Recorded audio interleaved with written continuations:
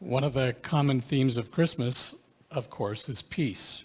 And a stumbling block, I think, for many people in thinking about peace at Christmas is violence. And there's so much violence on our planet. There are wars, there are rumors of wars, there's distrust, there's tension. There are people literally being killed. And in addition to that, there's other types of violence that are happening all the time, all around us. In just within the last months, there have been a large number of women that have come forth and talked about violence against women. And, as a man, it's difficult for me to understand what they're talking about because I've never lived in that situation. There's never been a time in my life when I've had to be fearful about how I dress or perhaps specific words that I say, or I've never walked out of church at night and looked around in fear, wondering who might be lurking nearby. That's not something that I've experienced. And the fact that women have to live in that type of environment literally their whole lives is a horrible thing. And I know that many of you women have been in situations where you've been terrified, where you've been afraid, and some of you have experienced violence. And I'm grieved by that, and I am so thankful that there is a crack in this glacier that seems to be moving, and there seems to be some shifting in there. And I think as a man, I believe that we need to be supportive, and that we need to be the people that are making the voices and just speaking up. And sometimes there are situations where, it is our responsibility to say, you know what, you just shouldn't be saying that. And you shouldn't be doing that. And there are situations where women can't respond that we, in that situation, could. I was talking to Julie this week, and she was in an auto parts store, and something horrific happened that she really couldn't do anything about, but men nearby could have stepped in and said, you know what, that's really inappropriate, what's going on there. So, but there's violence all around us. And so we look at Christmas and we say, how can this be the message of hope and peace in the midst of all this violence? And the story of Christmas itself is bathed in violence. I mean, in the conception, there's relational violence that happens. In his birth, there's physical violence. There's the death of babies. And we don't know what happens in his childhood, but certainly in his ministry, it is filled with violence. And his ministry ends in violence. And now we're moving into the beginnings of the church, and from the very onset, there is violence. So how do we, as people who claim to be followers of the Prince of Peace, respond to violence, to the issue of violence? And I believe that there are answers into how we need to respond. And I believe that our greatest hope is that Jesus moved through the violence into the resurrection and illustrated to us that God often does not remove the violence, but he gives us the resources, the ability to move through them and to come out the other side healed and whole. And as the scriptures claim, he transforms the bad things of our life into good things. And I never want to come to the place where I say that I'm thankful for violence or that violence is a good thing, but we can see in some instances where good can come from violence. In fact, Christ is the illustration of that. Good did come from the violence that was put upon his body and really upon his spirit, upon his soul. So let me begin by saying that every one of us has experienced violence, probably from the fact that we're very young, and that it is necessary, it is part of our work as humans to find those instances of violence and to work through them. And there's processes that we need to engage in our journey to help us move through those scars, through those wounds of our past. And, I think it's often the case that we as humans just kind of want to push the past aside and say, that's just the past, I don't have to deal with that. But some of those violent acts that happen to us actually affect how we are able to experience life now. And we need to work through those in order to move ahead and to continue to grow as humans. And there are some great resources available. In fact, I'd like you to turn with me to chapter 14 of the book of Acts. And I talk about some things that happened in there that are sort of reflective of some tools that we have access to as Christ followers that will help us in dealing not only with the violence of that currently perhaps we are exposed to, but the violence of our past as well. So we've seen in the book of Acts, as you're moving there have been numerous instances of violence. In fact, one of the main players in the book of Acts, Paul, is introduced to us as a person of violence. And he's coming to the church and he's ripping things apart and he's dragging Christians off to prison. It is also stated that he is standing next to Stephen when he's stoned. And so at least, whether he actually threw the stone, he was a participant in that group there. So here's violence that's happening against the church. And one of the things that we see is that sometimes God stops the violence, that sometimes God intervenes and says, no, this will not be an act of violence that happens. For example, when Peter is rescued from prison, or later on when Paul is rescued by being let down out of over the wall with a basket. So there's numerous occasions where God does intercede and say, no, I won't allow violence here, but there are many instances in which he allows it. And we don't have an easy answer for that. There's no simple, simplistic answer to say, why here and not there? Why did God allow this but not allow that? And honestly, I think the answer to that question won't be resolved in this life. I don't think there's anyone that can easily come up with an answer and say, this is why this is going on. We simply know that that's a fact of our existence. And but God does promise us that there are things that will result from us moving through that will be resulting in hope and will result in healing. Jesus made the very famous claim, in this world you will have tribulation, you will have violence, but have hope because I have overcome the world. I've overcome the violence. I've overcome that. And what he is saying in that is that it didn't make it go away, but he was able to have the ability to move through that and come out the other side as a whole person, as a person that's closer to God, that it's more human, I would say. I would use the word. So in chapter 14 of Acts, let me just tell you what happens here, and then I'll point out some things that I believe bring hope in the midst of violence.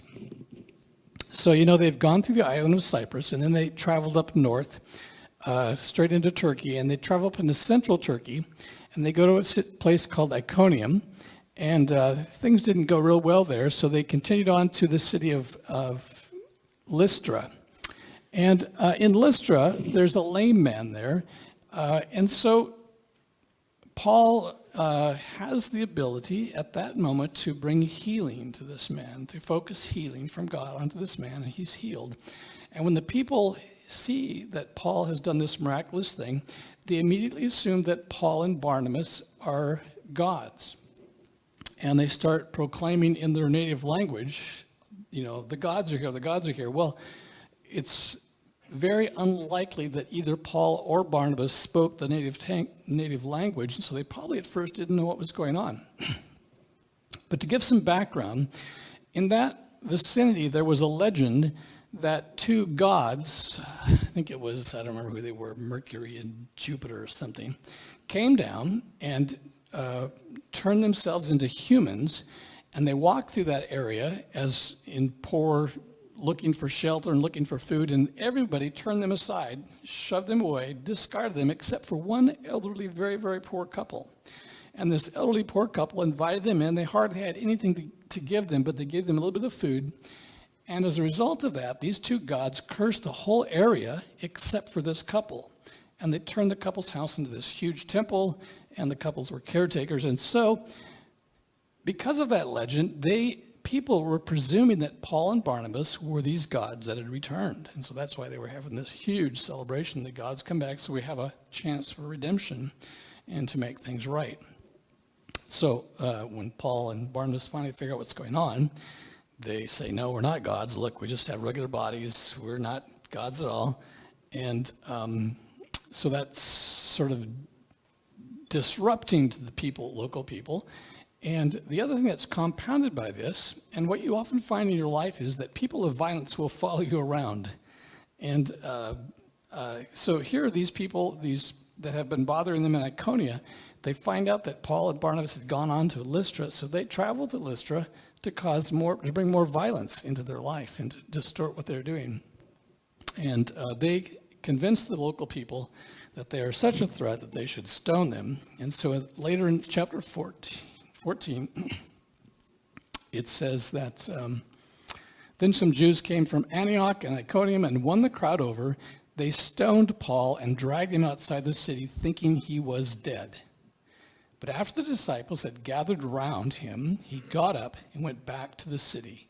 The next day, he and Barnabas left for Derbe. Now, there's several things there that I think are important for us as we consider this topic and we think about our own situation where we are encountering violence or where we're living in violence.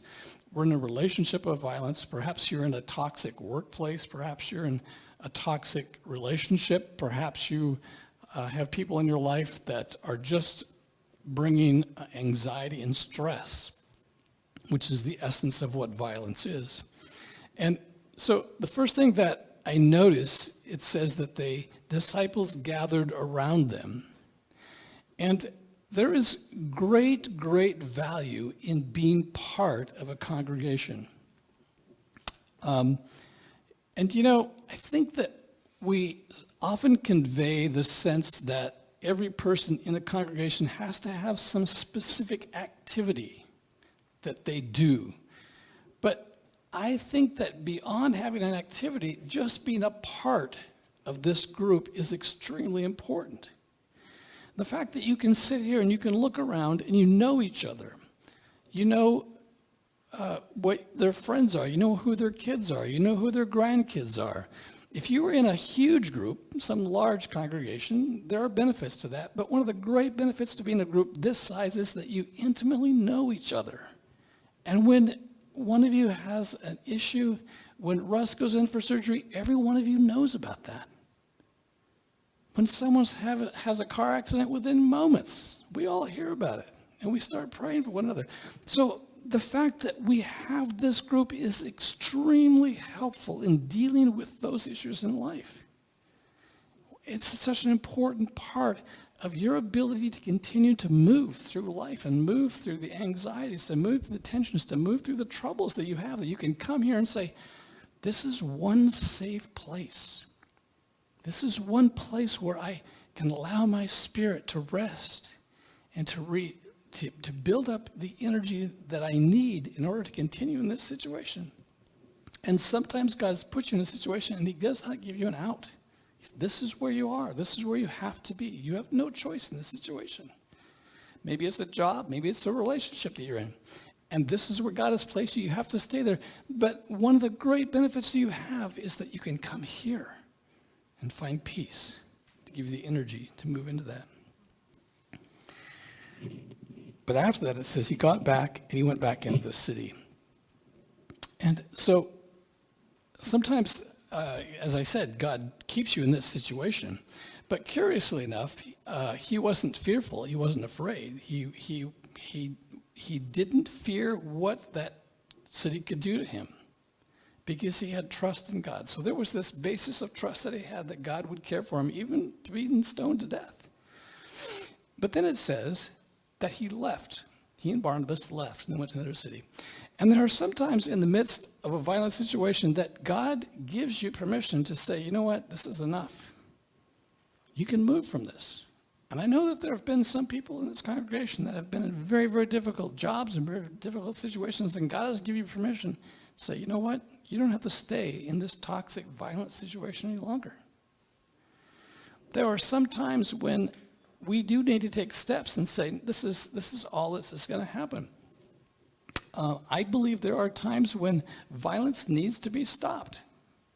When we need to apply the resources necessary to violence not to continue. That's why we have police officers. That's why we have society to put pressure on people to stop certain types of violence. In an earlier story, just last chapter, when Paul was talking to the governor of the island of Cyprus, and that sorcerer came in, he stopped him by causing him to be blind. In a sense, you could say that was an act of violence. It was an act of keeping him, of preventing him from continuing. So there are some instances when God says, you know what, it's okay. And if God gives you permission to do that, I think that you don't need to feel guilty about that. That's part of the process of God moving you through and being able to deal with the violence of your life. So in some instances, he'll keep you where you are. In some instances, he'll give you the permission to leave.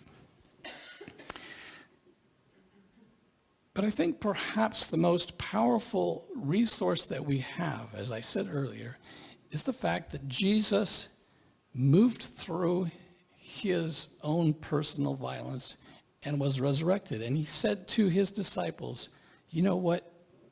You're going to experience violence in this world. You're going to experience trouble in this world. And you're going to move through them in greater ways than I ever did. And you'll be transformed in ways that I was not. You'll be changed, you'll affect people, you'll infect areas, you'll infect the world in a way that I won't because of your response to how the world treats you in violence.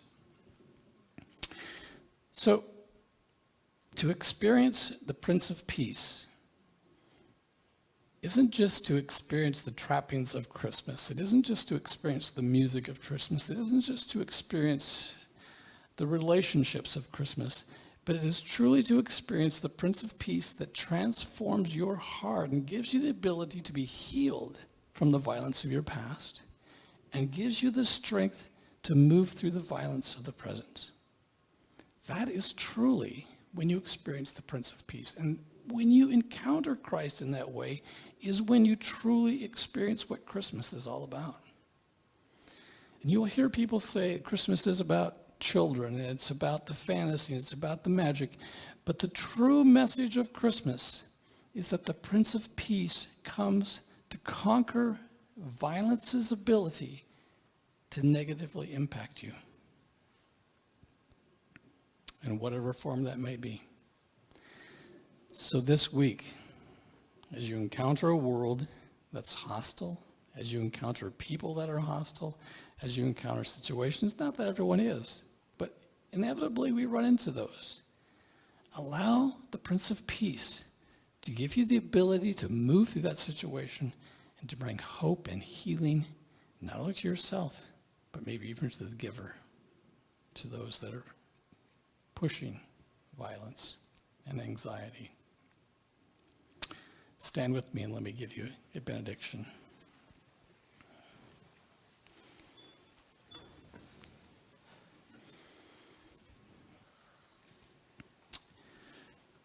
May the Christ child, may the babe of peace, may the Prince of Peace, may the Christ of the cross and of the resurrection give you ability to deal with the violence of your past, the violence of your present, and give you great hope for a future of strength and overcoming. Amen.